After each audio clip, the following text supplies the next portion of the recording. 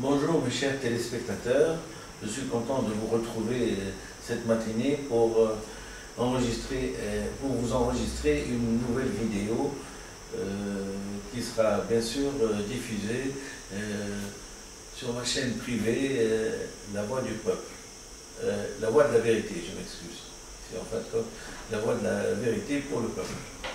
Alors, c'est un texte que j'ai écrit, qui n'a pas été édité. Comme vous le savez, j'ai été la proie à la censure de façon systématique et que mes textes ont tous fini dans la poubelle que dans la première page des journaux.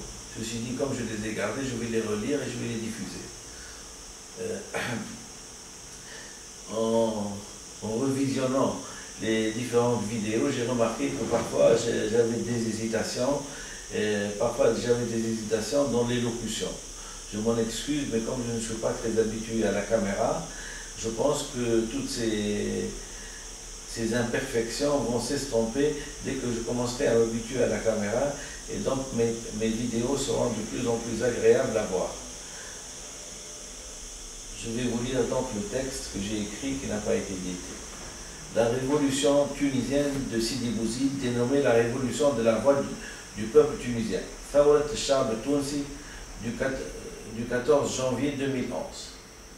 Alors, liberté, dignité, justice. Description. Une cage d'oiseaux ouverte, une balance, un oiseau blanc qui s'envole, dans le bec de l'oiseau, une fleur symbolisant la dignité. Ce descriptif ou pictogramme est en fait quelque chose que j'ai imaginé pour symboliser exactement ce qui s'est passé dans la Révolution, mais du point de vue symbole. Alors je vais vous l'expliquer. Une cage d'oiseaux ouverte, c'est la liberté retrouvée. C'est la Révolution, mais c'est la liberté retrouvée. C'est le passage de l'oppression à la liberté. Cage d'oiseaux ouverte, donc l'oiseau, la population en fin de compte, est sortie de la cage. Une balance. Une balance symbolise la justice. On ne peut pas avoir un État digne de ce nom sans une justice rigoureuse. L'abus de justice, le non-droit ne font pas partie des États modernes et démocratiques. Un oiseau blanc qui s'envole, c'est la population qui retrouve l'élan de liberté. Dans le bec de l'oiseau, une fleur symbolisant la dignité. Exactement, ça a été un problème moins matériel que de dignité. Donc, réclamer du travail, c'est réclamer la dignité. Réclamer le respect du gouvernement envers son peuple, c'est réclamer la dignité. On préfère marcher la tête haute que être dans une oppression et tête baissée, marcher à quatre pattes. De la part du docteur Belfils Ahmed, ni l'homme de l'Amérique, ni l'homme de la France, ni l'homme de la Chine, ni de la Russie. Docteur Belfils Ahmed est le citoyen de la science et l'homme de Tunis, et l'enfant de la Tunisie. Nommer cette révolution, on va la nommer. On hésite toujours à la nommer. Il faut la nommer, la révolution. La révolution de la liberté, de la justice et de la dignité. Ou la révolution des Béni Nanan. En fin de compte, des Béni Nanan du 14 janvier 2011. En fin de compte, cette révolution, elle aura plusieurs noms. Et vous allez voir que le dernier nom et le dernier qualificatif de la révolution, comme je vous ai dit que j'étais pas l'instigateur, mais j'ai contribué à la préparation de la révolution en écrivant des textes à l'ONU et à l'Amnesty International. Jusqu'à maintenant, je n'ai pas nommé cette révolution. Bien que le public, bien que la population l'a nommé la révolution des jasmins, moi, dans une prochaine vidéo, je vous donnerai le nom exact. Mais étant donné que j'ai beaucoup de choses à dire et que l'essentiel, je ne l'ai pas encore dit, donc il faut attendre un petit peu, il faut suivre les vidéos et vous aurez exactement le nom scientifique de cette révolution. c'est le nom scientifique qui, je vous rassure, hein, est tiré du Coran. La révolution des Béni Nanan de janvier 2011. Révolution tunisienne faisant suite au décès de Mohamed Bouazizi, vendeur ambulant, qui s'est donné la mort par immolation par le feu. Alors je vais décrire ce qui s'est passé avant, parce qu'on ne s'immole pas par le feu dans un geste spontané, à moins qu'on ait une dépression très grave, hein, dont ne souffrait pas d'ailleurs M. Bouazizi. Après une dispute au cours de laquelle sa charrette de fruits lui a été confisquée par la police pour l'empêcher de travailler, pour une raison administrative futile. Cette offense à la dignité, le 17/12/2010, a enclenché une dispute, des gifles, des coups de poing, une confiscation de la charrette et les fruits du sujet n'arrivant pas, la confiscation de la charrette et des fruits. Le sujet n'arrivant pas à récupérer ses biens, a pleuré, est parti s'asperger d'essence et a mis le feu à ses vêtements. Hospitalisé pendant 13 jours dans le centre de grands brûlés de Benarous, il est mort le 4 janvier 2011. Il a reçu à l'hôpital le président déchu Ben Ali, qui a essayé de soigner l'image pour calmer la grogne dans la rue. Cette injustice ou état de non-droit a déclenché le passage de l'acte suicidaire au meurtre de soi d'un adolescent qui, devant l'incompréhension de l'autorité civile de sa souffrance existentielle, a préféré en finir. Cet acte déshumanisant, irréversible dans l'existence d'un homme, signifie souvent un ras-le-bol. Dans ces conditions, je préfère mourir. Et vous laissez, vous et votre conscience, juger les responsables de mon acte devant un tribunal populaire. Cette immolation par le feu, devant le public et les autorités, est donc ni plus ni moins un appel au jugement. Le sacrifice d'une vie pour que l'injustice dans ce pays soit annihilée et que la liberté soit instaurée. C'est donc un acte individuel pour montrer un chemin pour restaurer la liberté au sens philosophique du terme.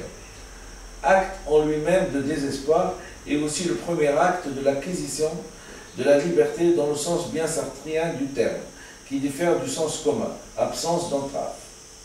Ce testament tacite d'un désespéré qui a mis fin à ses jours a coïncidé avec l'état d'une population souffrant d'un état de désespérance chronique remontant à 23 ans de gouvernement sans partage du dictateur Ben Ali. Population bien muselée, avec absence totale de liberté individuelle. Ce mélange explosif a donc déclenché une insurrection populaire sans précédent qui a abouti au renversement du régime en agonie d'un dictateur inculte qui a gouverné sans foi ni loi un pays de 12 millions d'habitants. Voilà le primo-vince, ou naissance de la révolution des Béni Nanan. Cette révolution a mis à bas les masques hypocrites des relations entre les États nantis, civilisés, européens et la Tunisie, pays pauvre et en voie de développement. La non-ingérence étrangère cachant en fait la criminalité du dictateur a essuyé son plus grand échec. La révolution des Béni Nanan a donc signé la libération du peuple tunisien et signera certainement la libération de beaucoup d'autres peuples. La révolution des Béni Nanan est une révolution culturelle qui a pris naissance en Afrique, qui n'a jamais été importée et qui n'est que l'expression du désir d'un peuple qui ne veut que vivre dignement son siècle. Les conditions de vie déplorables d'une population rurale souffrant de chômage, de la misère, de l'oppression et de l'injustice, cet état de révolte ou agressivité refoulée est toujours prête à ressurgir dans le conscient. Ce retour du refoulé toujours dramatique s'est manifesté par une insurrection qui a fait une centaine de morts, qui a vu une milice prête à tout pour sauvegarder le régime. Mais l'obstination courageuse des armées de la population a déjoué tous les stratèges, des gestes d'un courage rare où le citoyen avance, le torse nu, invitant la police à tirer sur lui. Mieux vaut mourir dans la dignité que survivre dans l'indignité. Cela montre qu'il était impossible de mater l'insurrection, ce qui a amené la police à baisser les armes et à adopter une attitude plus conciliante, passage de tir à balles réelles au tir avec des bombes lacrymogènes, ce qui a donné naissance à cette révolution. La levée de toute censure, de toute censure d'opinion a signé le début de la liberté d'expression orale, écrite et satirique. Voilà, si j'ose dire, la psychogenèse d'une révolution. Ce qui est important dans la lecture de ce que j'ai écrit et ce que je viens de relire devant vous, c'est un petit peu le fait d'annoncer que des révolutions vont se passer. C'est de prévoir que les conditions étant les mêmes, qu'on soit à Tunis ou qu'on soit au Bahreïn, bien que eux ils ont le pétrole et nous on n'a pas de pétrole, c'est que ce n'est pas un problème de richesse, mais c'est un problème culturel. Dans le sens où c'est une révolution culturelle, ce n'est pas une révolution à but matériel. Certes, c'est un petit peu à but matériel dans le sens où on veut plus de justice, qu'on veut travailler et tout, mais c'est un truc culturel. Hein? On réclame la dignité, on ne réclame pas l'argent. On ne réclame pas des hausses de salaire, mais on réclame la dignité. On réclame la liberté. On réclame des journaux qui sont libres. Voilà un petit peu ce qui manque dans tous les pays arabo-musulmans et ce qu'a amené cette révolution tunisienne qui, comme je l'ai dit, s'est propagée à tous les pays.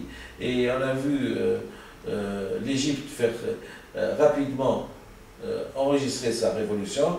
On vient de voir aussi le renversement du colonel Ghaddafi qui, depuis 42 ans, est en train de gouverner sans partage la Libye. On a vu la révolution qui est en train de se faire en Syrie. On a vu des mouvements de foule au Yémen, on a vu des mouvements de foule au Bahreïn. Donc c'est un soulèvement populaire quasi général de la population arabo-musulmane. Et ce qui est toujours important, c'est de prévoir ça. Voilà. Je vous remercie infiniment.